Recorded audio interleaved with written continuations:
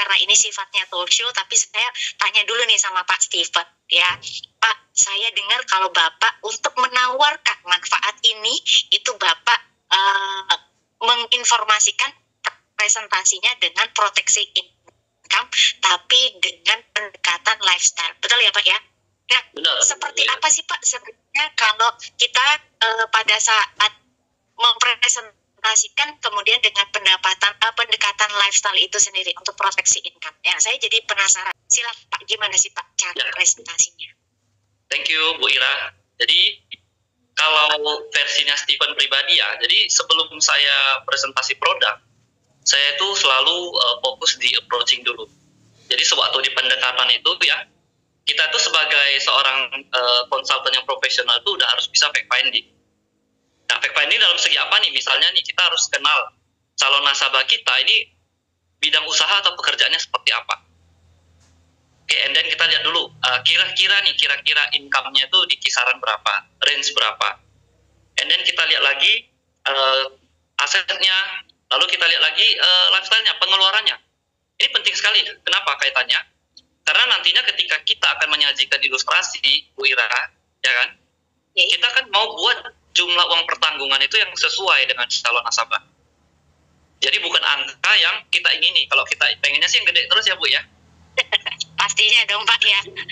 Ya, tapi itu bisa nasabah itu bisa over assure kan. Tapi jangan sampai under assure juga. Jadi kita harus bisa deketin, lalu kita fact finding. Nah, fact finding ini bahasa simpelnya buat teman-teman agent yang baru join ya. Ya kita dalam ngobrol-ngobrol itu kita mau cari tahu lah kira-kira calon nasabah saya ini profilnya seperti apa. Oke. Nah, Pak, kalau kita ngomongin pendekatan mengenai lifestyle nih Pak ya, biasanya Bapak punya guidance tersendiri nggak? Maksudnya contoh apa sih Pak? Maksudnya dari pengeluaran terus gimana gitu Pak? Contoh ya Bu Ira ya, misalnya ya, misalnya satu keluarga. Kalau over insure kan nggak apa-apa ya Pak? Ya yang kalau under insure itu loh yang agak-agak sayang kan Pak ya, benar nggak Pak? Benar Bu Ira. Jadi biasanya saya pendekatannya dua yang paling sederhana ya, sangat simpel ya. Jadi yang pertama itu saya selalu coba pendekatan saya lihat dari biaya hidup si calon nasabah ini, biaya hidup keluarganya. Oke? Nah, contoh, kita katakan misalnya biaya hidup satu keluarga ini, kita contohkan 10 juta sebulan. Nah, kalau biaya hidupnya 10 juta sebulan, maka kita akan menyajikan ilustrasi asuransi jiwa Pro Future ini sebesar uang pertanggungan di mana kalau maaf kata tertanggung ini beneran meninggal dunia, maka kan cair nih uang pertanggungannya Bu Ira ya. Nah, sejumlah uang pertanggungan ini jika diinvestasikan, hasil pasifnya itu harus bisa menutupi biaya bulanan si keluarga yang ditinggalkan ini. Oke. Berarti kita harus cari tahu dulu pengeluarannya berapa gitu ya Pak ya. Kemudian, nah tapi kadang pengeluarannya berapa, kemudian nanti sehingga enggak terlalu beda gitu ya Pak ya. Benar, nah, Ira. Ada angka-angka tertentu nggak sih Pak yang bisa kita jadikan patokan, karena di sini kan kita kepengen banget Pak ya pakai patokannya yang Bapak yang memang udah berpengalaman gitu Pak. Oke, sebagai contoh ya Bu Ira ya, kita contohkan deh misalnya satu keluarga ya, satu kepala keluarga pencari nafkah, dia beli uang pertanggungan misalnya nih 1 miliar misalnya. Berarti kita asumsikan jika misalnya tiba-tiba si pencari nafkah ini dipanggil Tuhan, klaim kan cair 1 miliar nih ke keluarga yang ditinggalkan. Nah, si penerima manfaat ini, jika 1 miliar ini seandainya diinvestasikan, katakan di instrumen yang fix saja 6% misalnya, maka mereka akan memperoleh return itu lebih kurang 60 juta setahun, alias 6% kali 1 miliar tadi kan. Nah, 60 juta setahun Bu, berarti kalau dibagikan 12 bulan, itu kan satu bulannya 5 juta ya. Betul. Nah, berarti UP 1M itu ideal untuk biaya hidup keluarga yang ditinggalkan 5 juta sebulan. Oke, nah dari gambaran ini nanti akhirnya nasabah tahu Pak ya, kalau ternyata wah ini nggak sesuai nih, masa cuma 5 juta doang gitu ya Pak ya. Jadi calon nasabah inilah tugas kita sebagai konsultan itu menarik sekali ya. Jadi buat agen-agen yang baru ya, kita itu jangan pernah minder. Apalagi kita punya produk bagus seperti Pro Future-nya, kita jangan pernah minder, tapi kita mengerti kita ini benar-benar seorang financial consultant. Kita harus mengerti value-nya kita dulu sebelum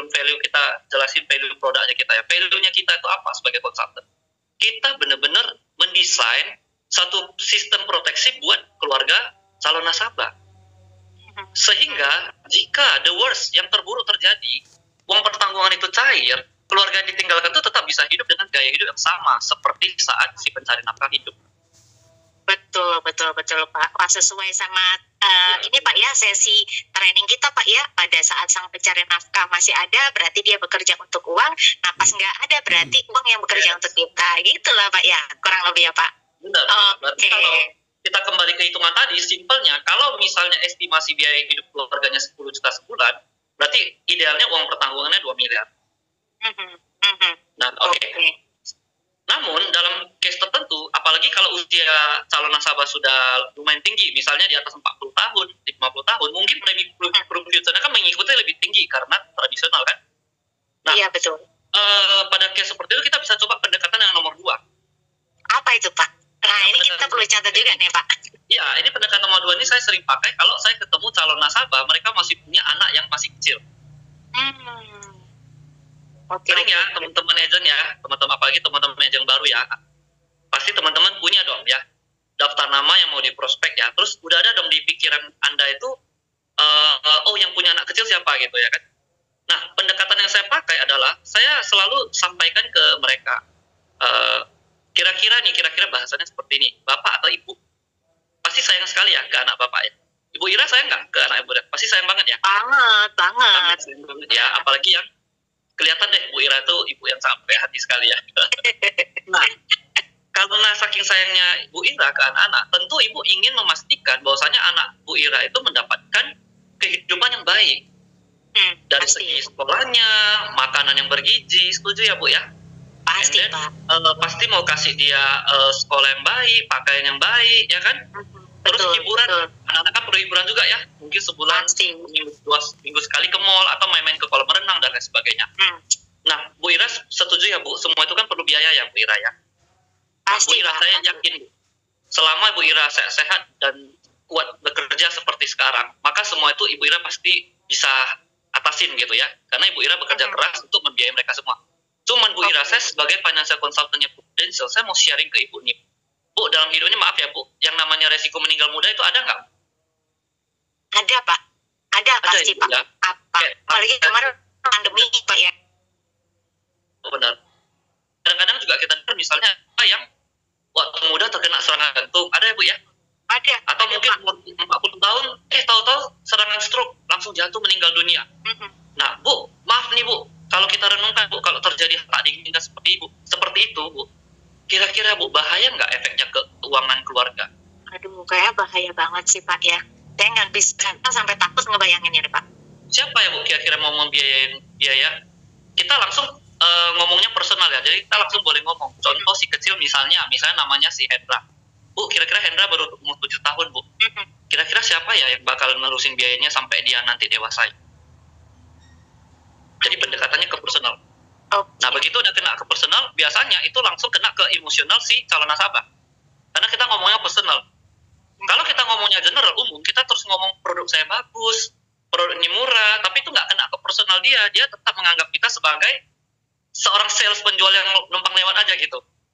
Ya, tapi begitu kita sampaikan secara personal, kena ke hati calon nasabah, maka dia akan mulai bimbang, dia akan mulai ragu. Iya ya, saya ada problem ya. Kalau saya ada apa-apa, biaya hidup anak saya ini bahaya loh. Nah, baru saya hitungin. Ya, saya hitungin kira-kira berapa ya, kira-kira berapa biaya hidup minimal si kecil ini sampai dia minimal lulus SMA deh. Karena dengan asumsi, ketika seorang anak dia lulus SMA kan sudah mandiri ya Bu Ira ya? Betul, betul. Nah, jadi kita hitungin biayanya. Lumayan lah kalau SMA ya Pak ya? Benar, minimal ya Bu, minimal. Kalau bisa kita hitungin sampai S1 lebih bagus. Tapi anggap deh, kita hitungin minimal dulu. Jadi kita hitung, misalnya anaknya umur 8 tahun, contoh 9 tahun lagi lulus SMA, kita hitungin 9 tahun ke depan, anak kesayangan ini butuh biaya berapa. Nah, misalnya setelah dihitung-hitung lebih kurang 800 juta, maka kita langsung buat proposal proposal dengan uang tanggungan 800 juta. Waduh, keren ya. Berarti Pak Steven pantas nih udah closing ya teman-teman ya, karena tadi kuncinya itu fact finding ya Pak ya, fact finding bahwa untuk bisa tahu nominal yang tepat gitu ya Pak ya, betul ya Pak? Benar, jadi saya sangat tidak sarankan, ini sharing ya teman-teman agent yang baru, saya juga sama-sama kita terus belajar, saya cuma sharing, kita jangan jualan tanpa memahami personalnya si calon nasabah. sebenarnya menjual produk asuransi jiwa itu sangat mudah sekali Bapak Ibu. Sangat mudah sekali. Kenapa saya bilang begitu? Karena semua orang tuh butuh. Saya yakin seperti saya, seperti Bu Ira, dan mungkin teman-teman yang di Zoom lainnya yang punya anak kecil itu mengerti betapa kita sayang sama anak-anak kita. Setuju ya Bu Ira ya? Pasti. Nah, jadi pasti. karena begitu sayangnya kita sama anak-anak kita, itu kita butuh banget asuransi jiwa kok. Jadi sebenarnya calon nasabah di luar sana itu banyak cari-cari dan membutuhkan asuransi jiwa. Oke, siap. Berarti di sini lifestyle dilihat lagi ya. Nah, kemudian nanti biar bisa ini Pak ya, biar kita bisa sesuaikan gitu ya Pak ya. Yes, Oke, Pak. Thank you Pak untuk tips dan triknya.